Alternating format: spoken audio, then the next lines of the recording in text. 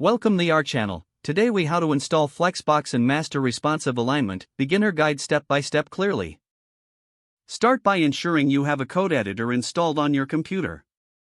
Popular options include Visual Studio Code, Sublime Text, and Atom. Next, open your code editor and create a new project folder. Inside this folder, create a new HTML file named index.html. Open the index.html file and add the basic HTML structure. Include the HTML, head, and body tags to create a foundation.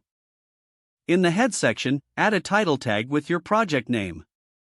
Next, link a CSS file for styling by creating a new file named styles.css. To link this CSS file, use the link tag in the head section of your HTML. Now, let's start creating the layout using Flexbox. In your CSS file, set the body to have a margin of 0 and a height of 100 VH. This ensures that your layout takes up the full height of the viewport.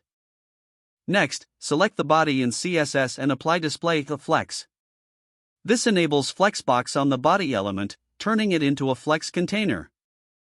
Inside the body, create a few div elements in your HTML file. Assign each div a class name like box to easily style them later. Now, let's apply styles to these boxes in your CSS file. Begin by selecting the .box class to set its width and height. For example, set width to 200 px and height to 200 px. Next, you can set a background color to make them visible.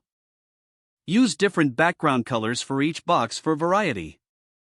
Now, let's position these boxes using Flexbox properties. Go back to the body selector in your CSS file.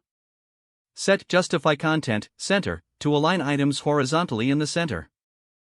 Then set Align Items, Center, to center items vertically. These properties will create a centered layout for your boxes.